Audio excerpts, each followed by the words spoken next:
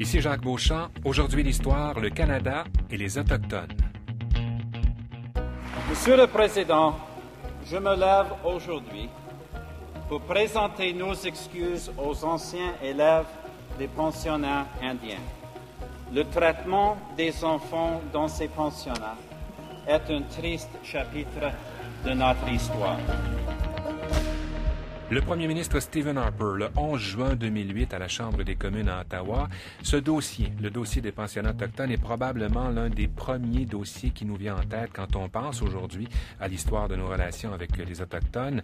Ce triste épisode de notre histoire va être l'un des 3 sujets qu'on va aborder dans cette émission. Nous parlerons aussi de la cruelle opération de déplacement de familles inuites du nord du Québec dans le cercle polaire canadien durant les années 50, de même que de la mythique bataille de Batoche en 1885. Dans le cadre de notre série d'émissions entourant le 150e anniversaire de la Fédération canadienne, le Canada et les Autochtones.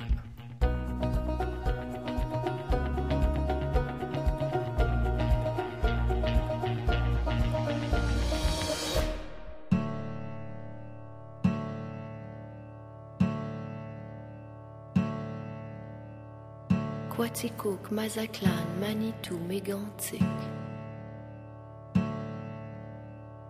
Manouan, Ivujivik, Mascouche, Maniwaki. Saskatchewan, Shipshaw, Matawan, Windigo.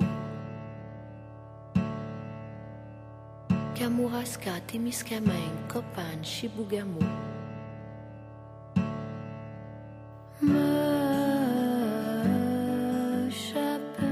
Que notre terre était grande, chanson interprétée par Chloé Sainte-Marie, une chanson qui rappelle à quel point cet héritage amérindien est présent dans notre toponymie. Pour explorer ce très vaste thème du Canada et des Autochtones, 3 invités avec moi en studio. D'abord, Brian Gettler, qui est historien et professeur d'histoire à l'Université de Toronto. Brian Gettler, bonjour. Bonjour. Marquise Lepage, cinéaste, qui a réalisé le film documentaire Martha, qui vient du foie. Vous avez réalisé ça en 2009. Marquise Lepage, bonjour, bienvenue à l'émission. Merci, bonjour. Et Serge Bouchard, un habitué que vous connaissez, habitué de notre antenne, que vous retrouvez à l'émission C'est fou, anthropologue, grand connaisseur de la question autochtone. Serge Bouchard, bonjour. Bonjour. Premier tour de table sur ce grand thème, le Canada et les Autochtones. C'est vraiment un très, très vaste thème. Qu'est-ce que ça évoque chez vous quand on parle de ce thème? Brian Gettler. Ça évoque tout simplement, je dirais, la dépossession territoriale et la résistance, la force des peuples autochtones face à ce processus-là. Et ça évoque tout simplement l'histoire du Canada dans son ensemble. Sans les Autochtones, il n'y a pas de Canada. Il n'y a certainement pas d'histoire du Canada. Et une histoire qui sera, on le verra bien sûr, assez tumultueuse, merci. Marquise Lepage, qu'est-ce que ça évoque, ce thème-là, le Canada et les Autochtones, quand on vous parle de ça d'emblée? Oui, des possessions des terres et de leur identité, beaucoup. Oui. Quand les Canadiens parlent des Amérindiens comme s'ils étaient des étrangers. Moi, ça me fait toujours frémir. Je me dis... Mauvaise connaissance, beaucoup de préjugés aussi, je pense, encore aujourd'hui. Beaucoup de racisme. C'est fou. On dit, ils ne payent pas leurs taxes, ils font ci, ils ne payent pas les comptes. Alors que la plupart travaillent très fort et essaient comme tout le monde, de gagner leur vie tout à fait honorablement et de faire grandir leurs enfants dans un lieu propice. Serge Bouchard, est-ce que cette relation trouble qu'on continue d'avoir avec les Autochtones, ça ne vient pas en bonne partie du fait que, dans le cadre fédératif canadien, en tout cas, ça commence très mal avec la loi sur les Indiens, avec quelqu'un qui s'appelle John A. Macdonald, qui est le premier ministre canadien. Oui, parce que au moment de la Confédération, les Premières Nations font pas partie du plan. C'est pas le programme. C'est pas le Canada. Donc, on les exclut en partant. Ils sont pas là. Ils vont disparaître. Alors, faut pas oublier que toute la politique canadienne a été fondée sur l'idée de disparition des Indiens. Ils allaient mourir, ils allaient disparaître, ils allaient s'évanouir. The vanishing race. Dès le départ. Dès le départ. Et toute la politique du ministère des Affaires indiennes jusqu'en 1945 a été pour effacer la présence amérindienne dans la réalité sociologique, historique, mais aussi dans la mémoire des Canadiens. Oui. Parce que c'est vrai ce que Brian dit, il n'y a pas d'histoire s'il n'y a pas d'Autochtones, mais en même temps, dans l'histoire du Canada, il n'y a pas d'Autochtones. Alors, c'est quand même un paradoxe extraordinaire.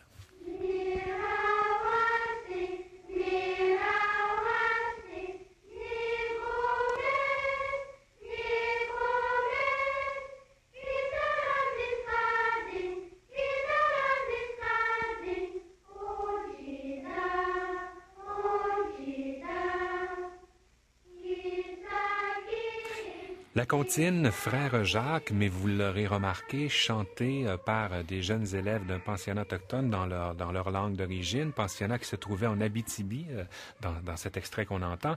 Une chanson, évidemment, qui nous permet, parce que ça dit déjà beaucoup, de glisser sur cette réalité assez horrible des pensionnats autochtones. C'est un des dossiers, d'ailleurs, qui a refait surface récemment. Quand on pense au dossier autochtone, je le disais, celui-là, ce dossier des pensionnats nous vient assez facilement et rapidement en tête. Deux petits chiffres, c'est à peu près 150 000 enfants au total qui fréquenteront ces pensionnats. À l'apogée de ces pensionnats dans les années 30, il y en aura en même temps sur le territoire canadien à peu près 80 pensionnats. Brian Gettler, mais ça commence avant ça, Brian. Quand est-ce que ça commence et dans quel contexte on crée ces premiers pensionnats autochtones? Ouais. Ça dépend ce qu'on entend par pensionnat autochtone, évidemment. Moi, je dirais que ça remonte au tout début du projet colonial français, en fait. En Nouvelle-France. En Nouvelle-France. Donc, les Recollets arrivent dans la colonie en 1615 et 5 ans plus tard, ils lancent leur premier pensionnat, leur première tentative d'éduquer les Autochtones. Oui. C'est suivi par la suite par les Jésuites et les Ursulines surtout, qui font les mêmes choses tout au long du XVIIe siècle, avant de constater en fait que c'est un échec. Oui. Un échec parce qu'on n'est pas capable de faire des petits Français, des enfants autochtones. Parce que c'est ça l'objectif, clairement. Oui, déjà. L'idée à la base, c'est de faire des Français pour par la suite les convertir en catholiques. En fait, c'est les deux ensemble. Ouais. Évidemment, si on vit sur le territoire, c'est pas très utile d'apprendre à lire et écrire. C'est la vie autochtone au XVIIe siècle ne convient pas très bien à une éducation formelle. Donc ça, c'est une première tentative avec un échec à peu près total. Puis ça revient dans le cadre canadien, au moment de cette fameuse politique là de 1885, c'est ça? C'est difficile à dire. En fait, ouais. On va parfois commencer avec 1879. C'est un rapport d'Avin, un rapport sur les pensionnats aux États-Unis qui est commandité par John A. Macdonald, justement d'un membre junior du caucus conservateur qui, lui, il trouve que les pensionnats américains, c'est la réponse à la soi-disant question autochtone. Donc ça se fait déjà aux États-Unis. Oui, mais ça, en fait, disons qu'au Canada, ça existe déjà. Il y a des pensionnats dans ce moule depuis le début du 19e siècle. Et dès le départ, Nouvelle-France certainement, mais même au 19e siècle, les gouvernements, évidemment, vont être derrière ces pensionnats, mais les communautés religieuses, ce mélange, cette équipe, elle est toujours présente? Oui, ça vient en fait de plus tôt, du début du 19e siècle, à la fin de la guerre de 1812. L'Empire veut dépenser moins d'argent, tout simplement. Il veut couper les dépenses et il trouve un partenaire tout à fait prenant chez les églises qui veulent payer pour s'occuper des Autochtones, qui veulent faire part. Donc, on parle d'un partenariat privé-public déjà à l'époque. Bon, évidemment, avec le recul, on sait bien le tort, puis on va en parler dans un instant, le tort que ça va causer ces pensionnats aux communautés autochtones. Mais au départ, pour comprendre, au fond, essayer de comprendre quel objectif poursuivent les gouvernements, mais les communautés religieuses aussi. Est-ce qu'il y a dans tout ça une espèce de bonne intention au départ? Je propose d'écouter le père Maurice Grenon du pensionnat Saint-Marc de Figuerie à Amos, au micro de Raymond Charette. On est en 1957. Alors, ce que vous envisagez ici, c'est une solution à longue échéance, en agissant d'abord sur l'enfant plutôt que sur l'adulte. Il se fait du travail à l'échelle des adultes. Il y a une formation, une éducation des adultes qui se fait, mais nous croyons avoir plus de résultats si nous travaillons, les missionnaires, et si le gouvernement nous aide à travailler dans ce sens, dans l'éducation des enfants dans un pensionnat indien. Nous avons certainement plus de chance parce que à cet âge de 7 et 16 ans, l'enfant est plus souple et nous avons plus de chance de lui donner l'éducation nécessaire pour s'adapter à ce nouveau milieu qu'il aura lorsqu'il sera adulte. Nous recevons ces enfants-là qui n'ont jamais vécu dans des maisons où la majorité ont vécu sous des tentes. Donc, lorsque nous recevons ces enfants-là, il y a d'abord la question de la pauvreté, la question de l'hygiène, la question aussi de la politesse. Et nous avons comme méthode d'amener surtout l'enfant de lui-même à aimer ces choses-là. Nous n'imposons pas des choses strictement de règlement, mais nous essayons d'amener l'enfant à aimer le règlement, à aimer l'ordre, pour que ça vienne de lui-même, et le résultat est beaucoup plus appréciable. Évidemment, avec le recul, ça laisse pantois ce qu'on vient d'entendre, mais essayons de comprendre un peu, d'entrer dans la tête du père Maurice Grenon. L'objectif derrière tout ça, est-ce qu'il y a une forme de bonne volonté au départ? Qu'est-ce qu'on veut faire? C'est quoi l'objectif, Brian Gettler? Je pense que d'ailleurs cet extrait-là, ça illustre bien et à la fois l'horreur et les bonnes intentions. Ouais. Alors, l'objectif à la fois, c'est assez simple. C'est qu'on veut préparer, soi-disant, les Autochtones à la vie économique coloniale et par la suite nationale, et aussi de les convertir. C'est très colonialiste, mais au fond, l'idée, c'est de les aider à s'intégrer, mais ça veut dire à devenir de bons petits Canadiens qui sont de moins en moins autochtones, finalement. Tout à fait. Il importe quand même de préciser que ce qu'on fait en tant que formation qu'on offre aux Autochtones, c'est surtout une formation manuelle. Donc, c'est pas la formation pour devenir élite de la société canadienne. C'est vraiment pour devenir bonne, pour devenir travailleur manuel. Ça nous dit quoi, Serge Bouchard? Êtes-vous encore horrifié quand vous entendez ces choses-là? En même temps, il y a un contexte de l'époque, mais ça nous dit quoi sur ce contexte de l'époque? Il y a aussi des intentions cachées. Il y a la religion, évidemment. Il y a il y a l'idée de faire disparaître la diversité culturelle totalement. C'est-à-dire, on n'a aucun respect pour leur langue, aucun respect pour leur être. On entend là qu'il faut qu'ils soient propres, comme si les tentes étaient malpropres. Donc, c'est un paquet de gens malpropres. Et on veut aussi tuer le nomadisme au Canada et dans les forêts laurentiennes à cette époque. Dans les forêts laurentiennes, c'est l'expansion de l'exploitation forestière. On ne veut plus d'Indiens dans le bois et on ne veut plus de nomades parce que ils font pas partie du plan. Il faut les sortir du bois.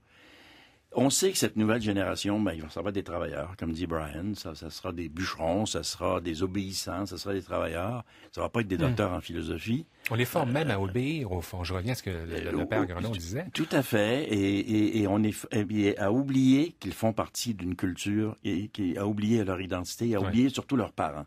Et le territoire. Donc, c'est l'extraction du territoire. On veut les sortir du territoire, on les prépare à une vie sédentaire. Ils seront Canadiens comme tout le monde. Et ça, c'est l'obsession du gouvernement jusqu'en 1969, au Livre blanc. Bienvenue au Canada. Vous êtes des Canadiens dans le monde du Canada. Ouais. Il faudrait dire aussi l'expansion territoriale de l'État, c'est pour l'exploitation forestière et minière aussi dans l'après-guerre.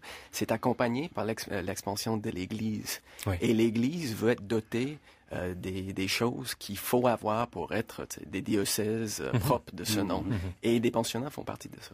Comment ça se passe dans ces pensionnats? Comment se passe la vie dans ces pensionnats? On écoute le témoignage d'Edmond Malek à l'émission Portrait en 1979, suivi du commentaire de Marcel Petiquet au Téléjournal du 21 janvier 2013. À quel âge vous êtes allé au pensionnat, vous? Moi, j'ai commencé à aller à l'école à 9 ans. Puis comment vous avez trouvé ça, l'école?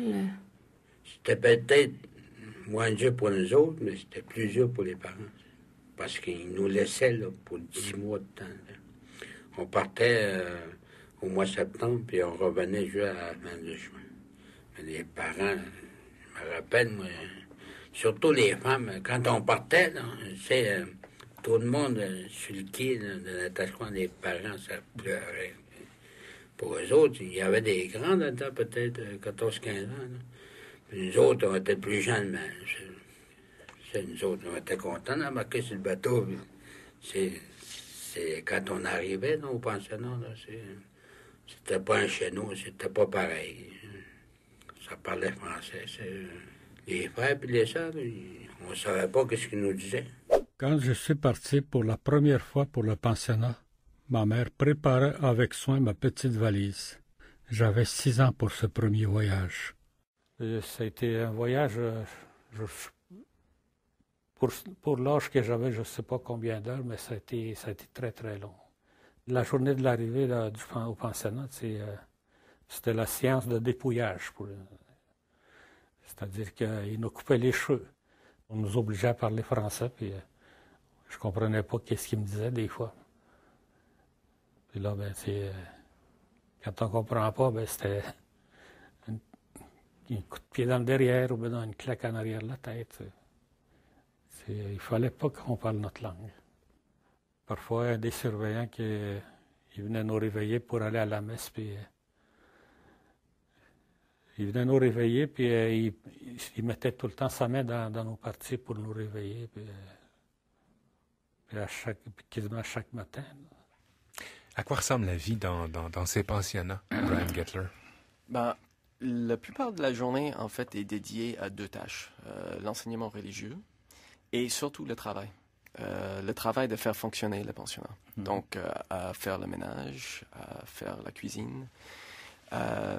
Et ça a duré une telle durée qu'en fait, les étudiants étaient, pour chaque 2 ans qui passaient au pensionnat, c'était une année scolaire dans le programme scolaire habituel. Donc, on a souvent des témoignages des étudiants qui finissent le secondaire dans la vingtaine.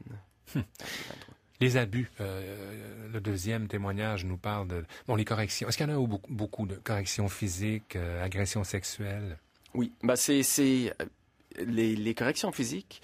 C'est très similaire à la société canadienne d'antan, où c'est plus dur, mais je dirais c'est encore plus poussé parce qu'il n'y a personne là vraiment pour défendre ces enfants-là. Des milieux isolés, fermés. Voilà, et au fur et à mesure qu'on avance dans le temps aussi, ça devient en fait des foyers d'accueil pour des enfants qui ont peut-être pas de famille.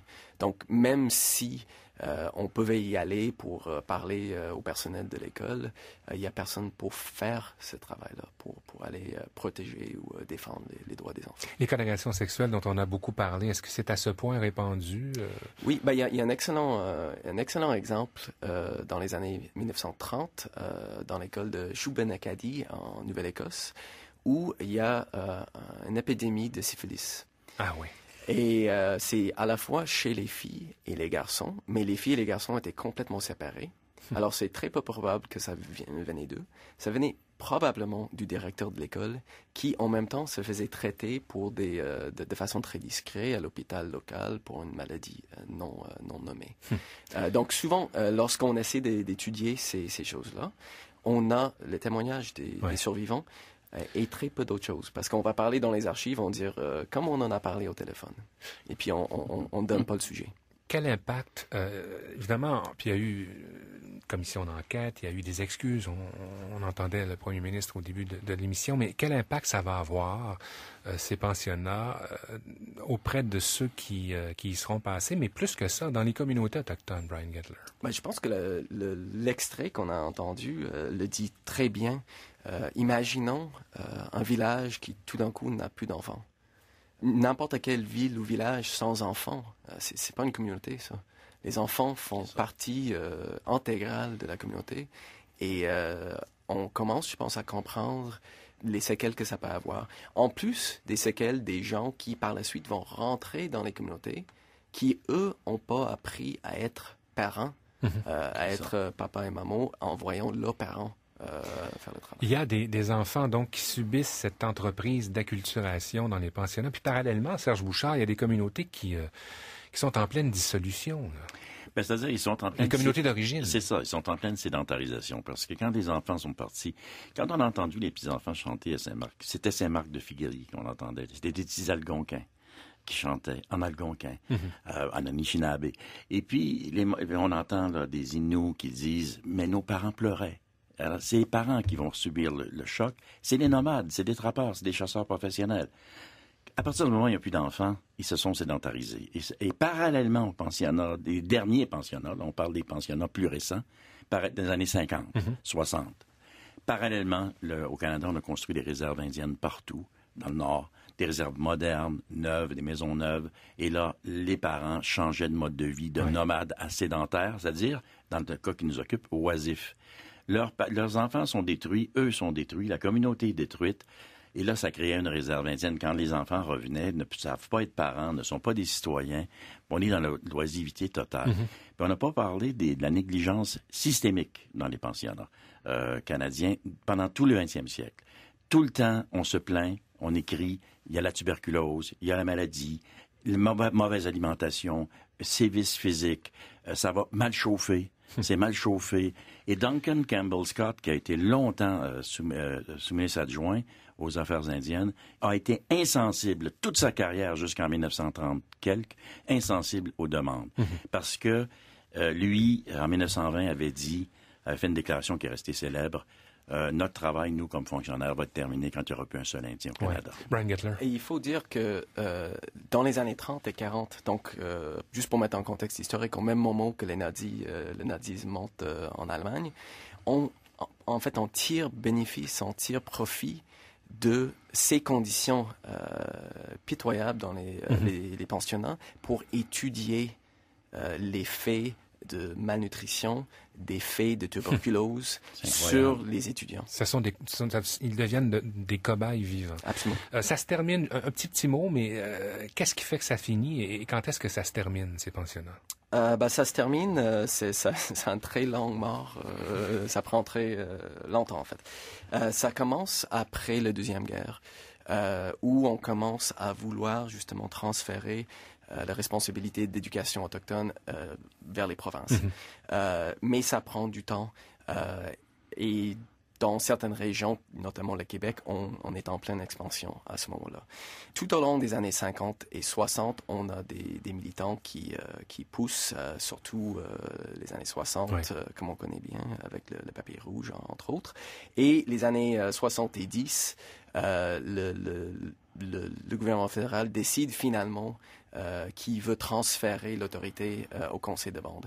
Mais ça prend encore plus de temps. Et les derniers ferment au début des années 90. Certains appellent ça le toit du monde, d'autres le pôle Nord.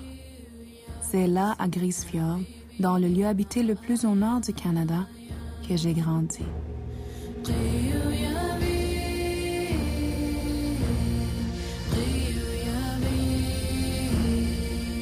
Ma famille et moi, nous y sommes venus lorsque j'étais toute petite.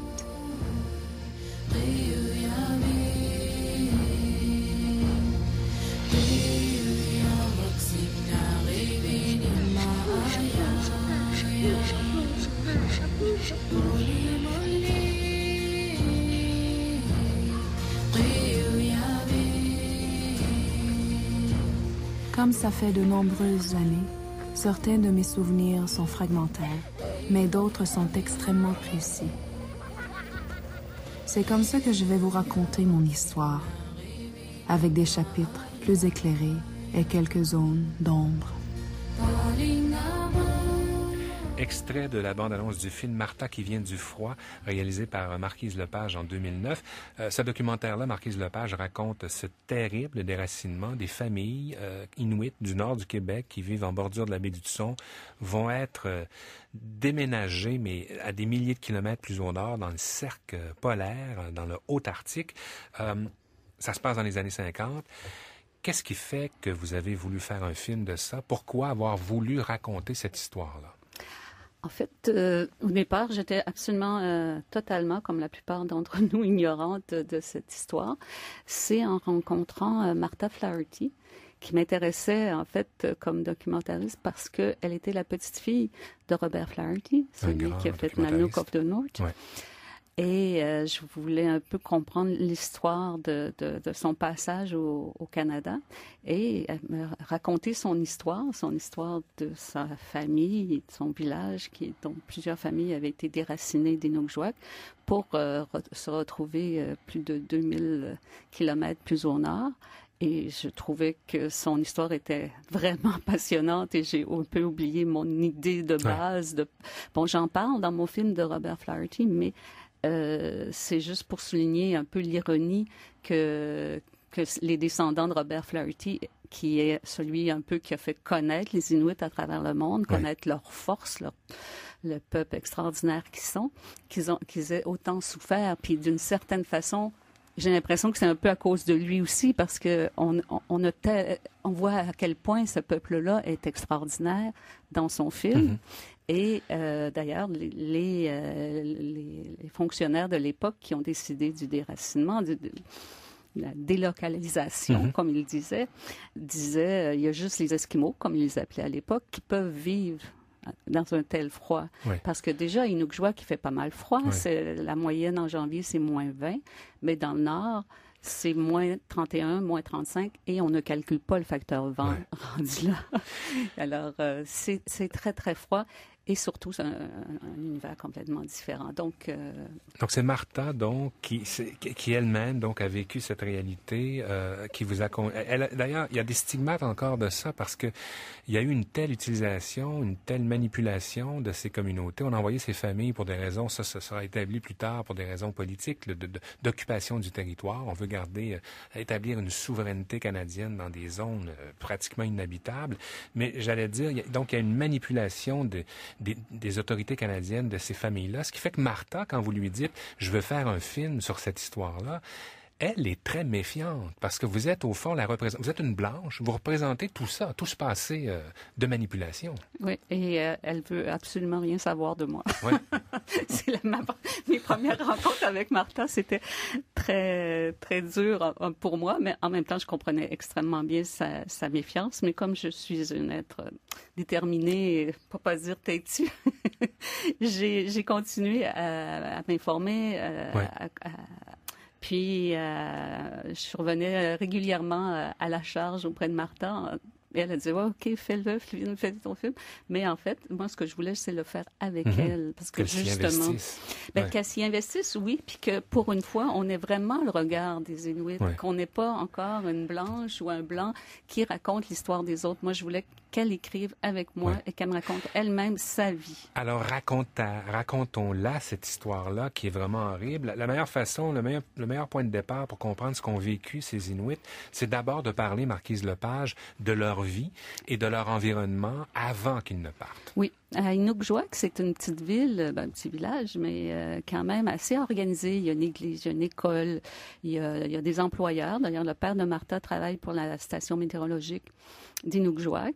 Ils ont des maisons. Ils vivent pas dans des igloos. Ils vivent pas sous la tente tout le temps. Oui, ils vivent sous la tente quand ils vont à la chasse, à la pêche. Ils sont semi-nomades, comme on dit. Et là, il y a des agents de la GRC qui arrivent, qui cognent aux portes et qui disent bon, ben voilà, il n'y a pas assez de gibier dans la région. Il faut qu'on prenne des familles puis qu'on les amène ailleurs. Puis cet endroit-là qu'on a choisi pour vous, c'est un endroit merveilleux. Il y a beaucoup, beaucoup de gibier. Vous allez pouvoir vendre de la fourrure en plus. Vous allez revenir riche. Et puis, si jamais vous aimez pas ça, ce qui nous étonnerait fort, vous pourrez revenir au bout de 2 ans.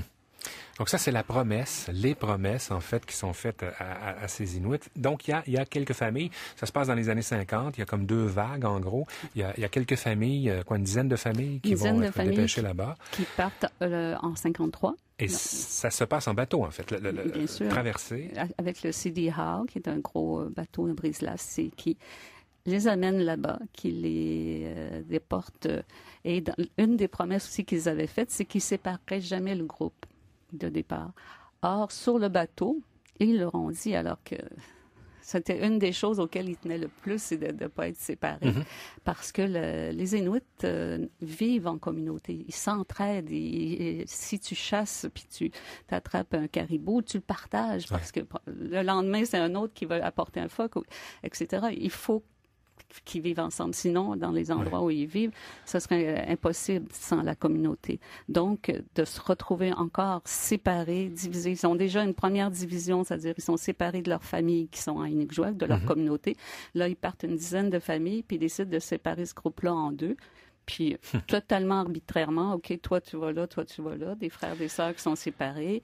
Et il en débarque une gang à l'île d'Esmer, donc qui vont faire la petite communauté de Grisfjord, et l'autre sur l'île Cornwallis qui va devenir qui est Resolute Bay. Et pour les 2 groupes, ce sera le même choc. En fait, on écoute le témoignage de Larry Odlaluc. Il avait 3 ans au moment des événements. Extrait de l'émission Boréal Hebdo du 9 décembre 91. Il décrit en fait comment ça se passe quand ils arrivent. Quand ils ont accosté, il n'y avait pas de maison disponible. Il n'y avait pas de matériel pour faire une maison. Alors, ils ont été forcés de vivre sous la tente, spécialement le premier hiver. Le gouvernement a été assez bon pour donner des peaux de buffalo, mais les pauvres peaux qu'ils nous ont données ne nous permettaient d'isoler que les 3/4 de la tente. nous avons dû trouver d'autres moyens pour l'isoler. Donc le premier hiver, c'était sous la tente parce que la neige n'était pas assez épaisse pour faire des igloos.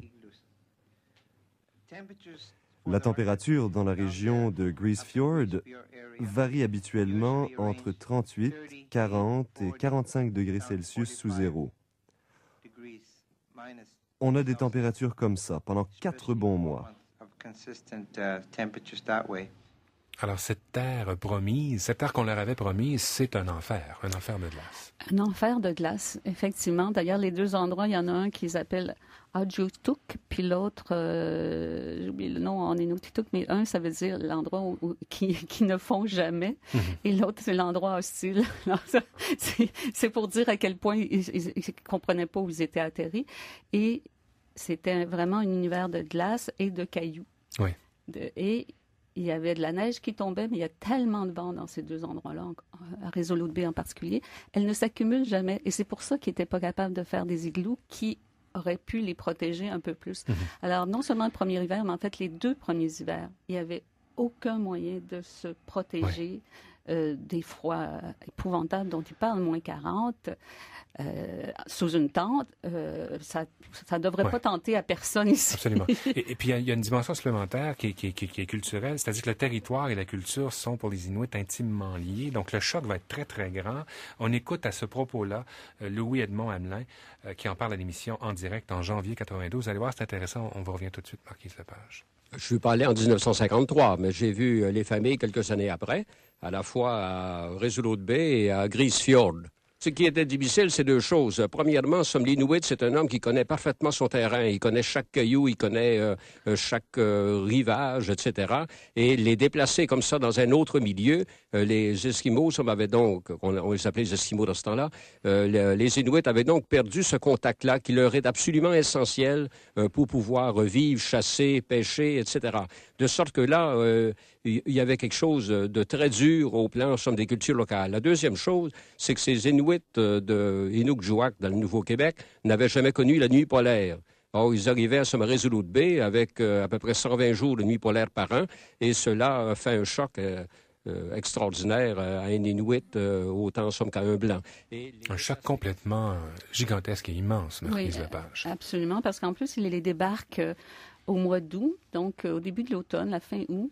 Et là, commencent les journées à raccourcir d'une façon terrible et à arriver jusqu'à la nuit polaire, donc 3 mois de noirceur, où non seulement ils connaissent pas le territoire, puis là, chasser dans le noir, dans un territoire que tu ne connais pas.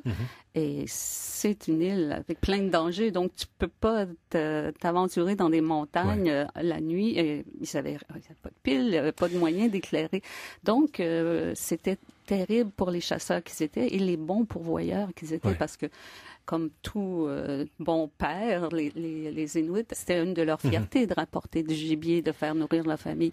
Et non seulement ils sont morts de faim pour plusieurs, mais il y avait toute la fierté qui était partie aussi parce qu'ils se sentaient nuls de ne pas être capables de nourrir leur famille. Alors, il y a beaucoup de cas de folie, de gens qui sont devenus complètement déprimés. Et la lumière aussi devait leur manquer. Il y a une réalité qui est vraiment horrible. Il y a le mensonge, il y a la manipulation par l'État canadien. Serge Bouchard, parce qu'encore une fois, on leur dit il va y avoir pénurie de gibier. Tout ça, n'est que baliverne. On veut occuper le territoire. Ça nous dit quoi, Serge, sur... est-ce que c'est un des pires épisodes dans notre histoire avec les Inuits, les Amérindiens, les Autochtones? J'écoutais Marquise, puis je voyais toute la question de l'Ouest canadien quand les autorités se présentaient, les autorités fonctionnaires, les autorités, la police se présente et dit la situation. C'est universel. Partout dans le monde, les empires coloniaux ont manipulé les populations locales et leur ont compté des balivernes. Mais il faut voir ce que c'est que d'arriver un policier, puis un fonctionnaire, puis dire, il y a du gibier là-bas, 2000 kilomètres au nord. Et on vient d'entendre une histoire d'horreur. Alors, c'est plus que des excuses qu'il faudrait. Il faudrait se mettre à genoux puis monter l'oratoire Saint-Joseph 8 fois. Il y en a eu des excuses. Comme premier ministre. Est-ce que c'est important quand même, ces excuses-là? Moi, je pense que oui, bien sûr. Oui, bien sûr. Symboliquement, c'est très important. Oui, c'est important. Ça répare pas. Mais la vraie raison, c'était la souveraineté canadienne dans l'Arctique. Mais qu'est-ce qui est dans l'esprit d'un fonctionnaire ou d'un groupe de fonctionnaires dans des bureaux de dire, ces gens-là, on les envoie là-bas. Ouais. Ça veut dire qu'on n'a aucun respect pour eux. Exactement. Aucun c'est respect comme une pour eux. expérience avec des animaux, des C'est cobayes, ça. comme on disait tout à l'heure pour les pensionnats. Exactement. C'est pas vraiment des humains. Donc, on peut les séparer de leur famille, c'est pas grave. Ils n'auront pas froid. Il ne faut pas vraiment noir. C'est des Inuits. Ils vont revenir quelques Mais c'est secondes. l'ignorance aussi, parce que je pense que les gens qui ont choisi cet endroit-là ne savaient même pas les conditions vraiment dans lesquelles il y allait. On crut ces fonctionnaires. Ils vont revenir une vingtaine d'années plus tard. Attendez, on leur a promis qu'ils pouvaient revenir 2 ans après. Ouais. Mais quand ils ont demandé de revenir, on leur a dit non, là, il faut vous payer votre retour si vous voulez revenir. Ce qui était impossible, puisqu'il n'y avait pas de boulot, il n'y avait rien pour gagner de l'argent dans cet endroit-là. Non, donc, c'est épouvantable. C'était les obliger à rester là encore des années. Il y en a finalement certains qui ont réussi avec l'aide de leur famille des Nukjuak à rentrer. Avec un nouveau choc qui les attend. Quelques années plus tard, mais la plupart ont été, c'est comme un emprisonnement à vie, ils ont été là 20 ans ou 30 ans, et c'est seulement dans les années 80 que le gouvernement a accepté de redéménager les gens qui avaient été déplacés où ils voulaient, dans le sud. Et là, c'était effectivement un nouveau choc, parce que là, les petites communautés de Resolute Bay puis de Grise-Fjord ont été encore une fois déchirés. Les enfants qui étaient nés là-bas, eux, c'était à leur tour d'être déracinés. Donc, et rendus à Inukjuak, ils n'étaient pas nécessairement bienvenus. Ouais.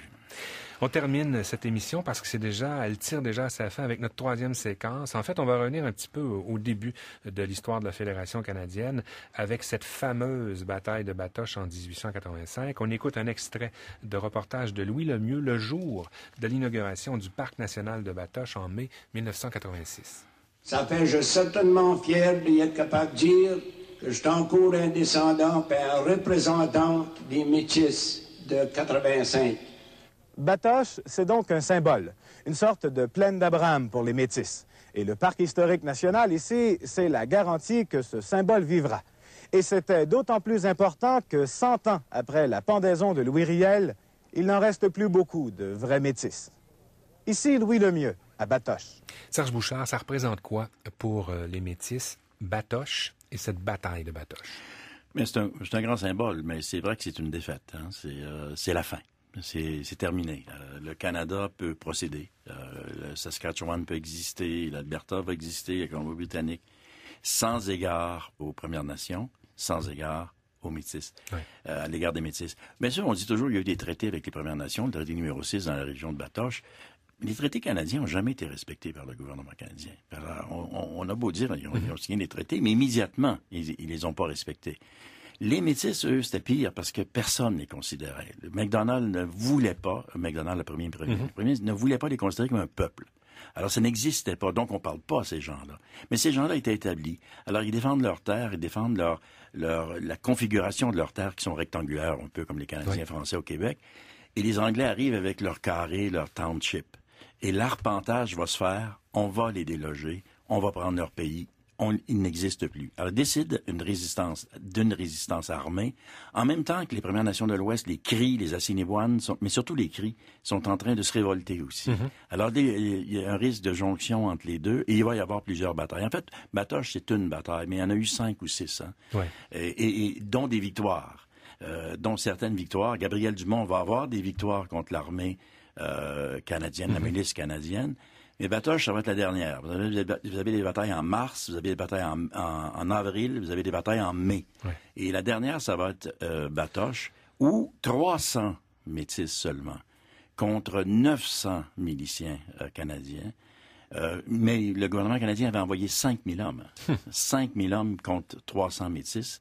Mais 900 sont présents. Il y avait eu à Batoche. La première rébellion et MacDonald se dit cette fois-là en Saskatchewan. On va pas les rater. Il y a un général britannique. Il y a toujours des généraux britanniques quelque part, mais il y a un général britannique qui se présente. Et puis, on va se battre contre les 300. Et on est très surpris de la résistance des Métis. Ça va durer 3 jours.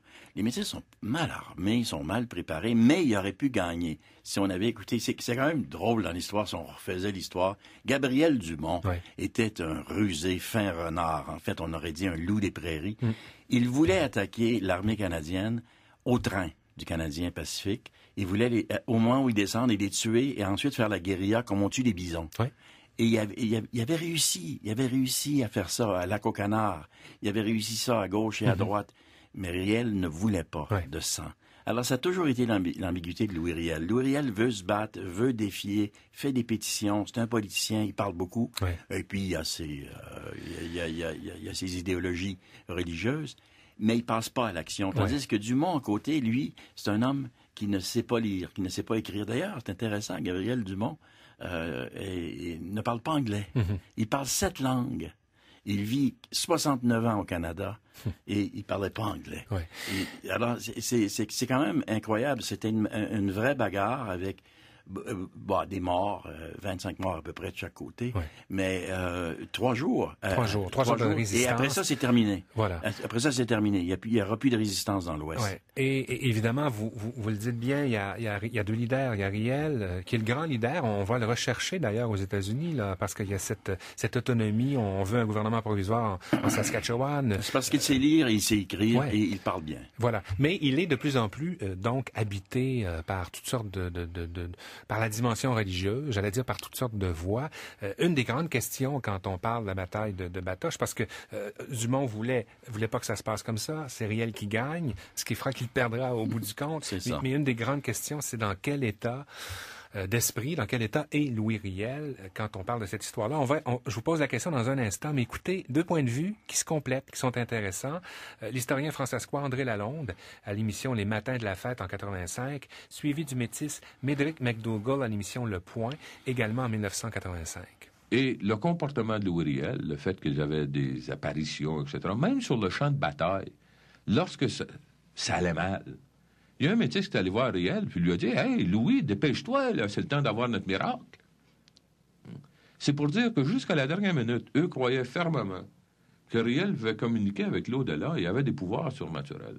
Lui-même, j'ai l'impression, croyait que l'au-delà allait intervenir pour leur donner gain de cause. Ils m'ont toujours dit que Louis Riel, même à la bataille, il rôdait avec son crucifix puis dans une carabine. Ça fait pas de là qu'il avait envie de tuer ben du monde. Je m'imagine que les métis sont pas tout assez fous de suivre un fou. Ça fait si Louis Riel avait été fou, je pense pas que les métis ils l'auront suivi comme qu'ils l'ont fait puis qu'ils auront eu confiance sur lui autant comme qu'ils lui ont eu confiance. Ça se peut qu'il y a des fois qu'il y avait des drôles d'idées un peu, mais je dirais pas que Louis Riel était fou. S'il avait été fou, pourquoi est-ce qu'ils l'ont pendu? Aujourd'hui, ils nous disent qu'un fou, on ne prend pas ça. Puis ils l'ont pendu. Dans quel état est Louis Riel au moment de ces événements de Batoche, Serge Bouchard? C'est intéressant parce qu'il y en a un qui dit, l'historien francescois dit, effectivement, il est plus tout à fait là, mais le métis qu'on vient d'entendre qui dit, ben écoutez, on ne l'aurait pas suivi aveuglément. On ne le saura jamais, évidemment, parce qu'il faudrait tout refaire le chemin, puis l'interviewer, avoir un diagnostic. C'est certain que c'était un prophète, dans le sens qu'il avait un charisme qui faisait qu'on pouvait le suivre, parce qu'on le croyait. On le croyait. Il avait un grand ascendant. On le voit depuis 1870, il avait un grand ascendant. Il était articulé, il savait lire, il savait écrire, très intelligent. Et puis les métis, ils savent pas lire, ils savent pas écrire. Tu sais, Gabriel Dumont, il est comme ça, lui. Il admire Louis Riel, Louis Riel aurait pu en retour admirer Gabriel Dumont. Gabriel Dumont, il avait dit en 1870, je sais qu'on ne doit pas en parler, mais on va en parler, mais 2 secondes, avait proposé 500 guerriers autochtones à Riel en 1870. Il y a presque eu tous les Autochtones de l'Ouest avec lui, Gabriel Dumont. Il y avait des bonnes relations, mais c'était pas des intellectuels. Riel, c'était l'incarnation, c'était un personnage. Et effectivement, c'était pas un grand stratège sur le plan militaire. C'est tout. Ça s'est passé très vite. 3 jours. Et Gabriel Dumont disait à Louis Riel, nous ne devons pas nous retrancher à Batoche parce qu'on va être coincés. Nous sommes des chasseurs de bisons. Un chasseur de bisons, ça se promène à cheval, ça tire à cheval, ça apparaît, ça disparaît. Et puis, on peut les avoir en étant inattendus. Tu sais, la vraie guerre et probablement qu'il aurait réussi. Mais c'est Riel qui décide. Mais c'est Riel qui décide. génocide. Et ils vont perdre cette bataille. Ce sera la fin, vous le disiez, ce sera la fin pour Riel aussi. Ça va le conduire à l'échafaud. Et plusieurs cris, 2 Assiniboines, 6 cris vont être pendus, Louis Riel aussi. Ce qui en dit déjà pas mal aussi, la fin de Riel, le sort qu'on lui réserve. Parce qu'il y a un procès, mais on ne recommande pas la pendaison de non, Riel. Il est pas, on recommande la clémence. Voilà.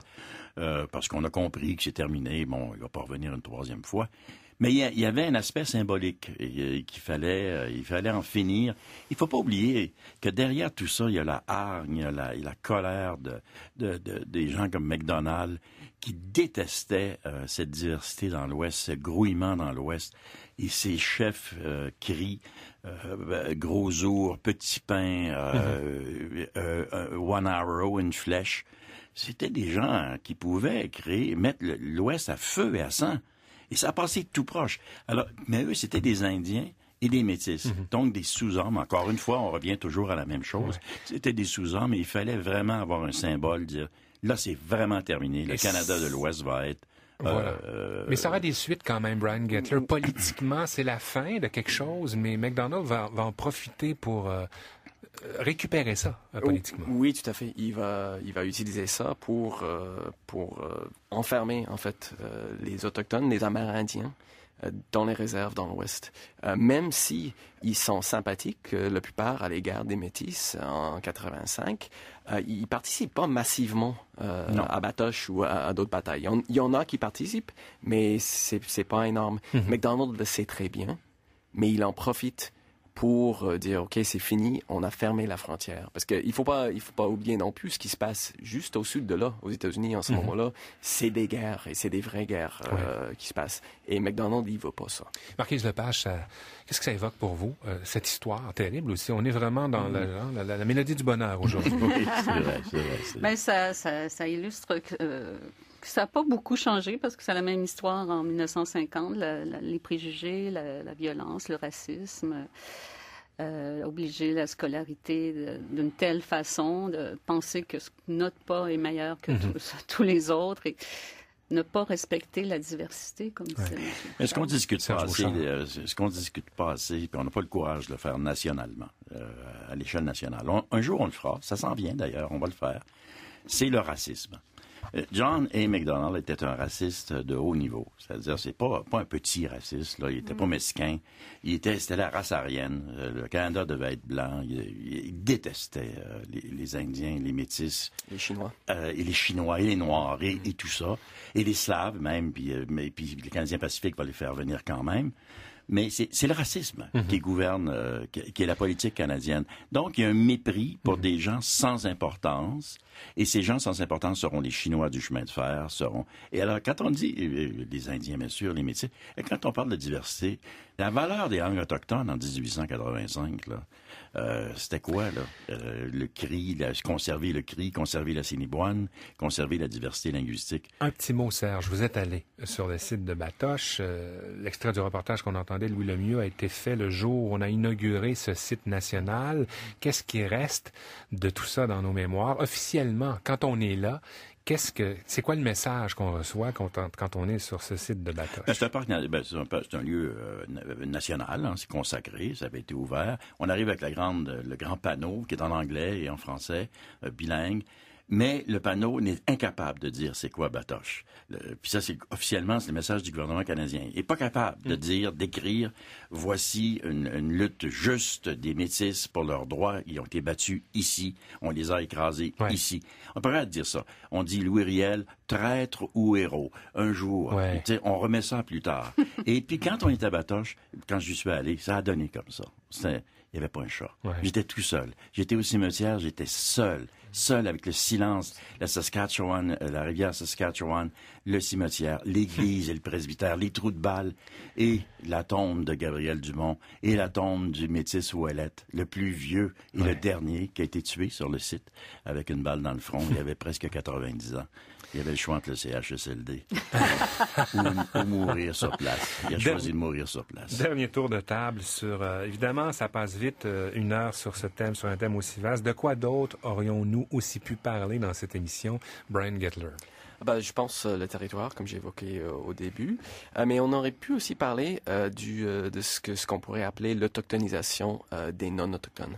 L'histoire canadienne comme façon de récupérer l'imaginaire du territoire et de vider les Autochtones, comme Serge a parlé au début, de cette histoire. Oui. On n'en parle pas. Et on se met à leur place, comme étant nés du sol. On se prétend, nous, autochtones, en fait. Et voilà. Marquise Lepage. On aurait pu parler d'effectivement beaucoup de choses, mais comme le suggérait Serge, moi, je me dis qu'il faudrait parler maintenant de ce qu'on doit faire dans le futur avec tout ça. Juste pour me faire un petit autopromo de ce qui a suivi Martha qui vient du froid, qui est un site qui s'appelle Ikaou Mavara. Et c'est justement un bel endroit pour faire une réflexion de ce qu'on a fait, de ce que la séparation, puis toutes les répercussions qu'il y a encore jusqu'à nos jours, parce que c'est pas les suicides plus grands que nulle part ailleurs dans les communautés inuites. C'est pas un hasard, puis c'est pas seulement à cause d'eux. C'est beaucoup à cause de nous, c'est-à-dire des Blancs. Qu'est-ce qu'on leur a apporté, à part des maladies, une acculturation, des vols de territoire, puis du mépris? On leur a pas apporté grand-chose. Et là, actuellement, on est en train de développer aussi le Nord, le plan Nord. Et moi, je pense qu'il faut que tout le monde, on se pose des questions de pas seulement qu'est-ce qu'on peut prendre du Nord, mais qu'est-ce qu'on peut leur donner. Serge Bouchard, qu'est-ce qu'on aurait aussi pu évoquer dans cette émission? Vous avez quelques secondes, Serge. Résilience et renaissance actuellement. Moi, j'ai malheureusement une page Facebook, puis j'ai 5000 amis. C'est Jean-Philippe Laud de C'est Fou qui m'a fait ouvrir ça. Là. Je ne sais pas supposé avoir ça, un fou. Et puis, qu'on salue. Mais en même temps, j'ai 5000 amis, puis 4000, c'est des Autochtones. Ouais.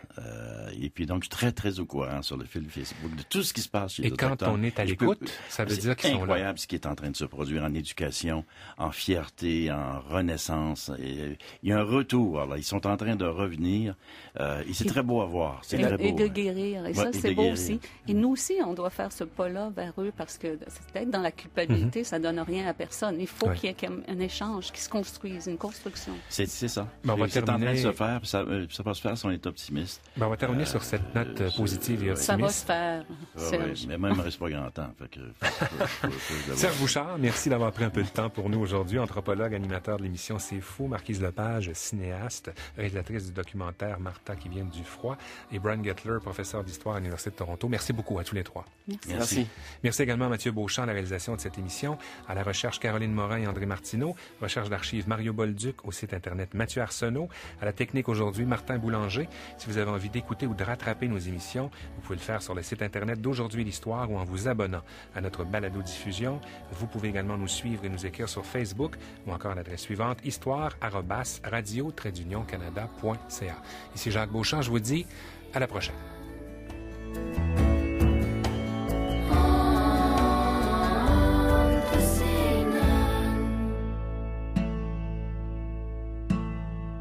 Que notre terre était grande.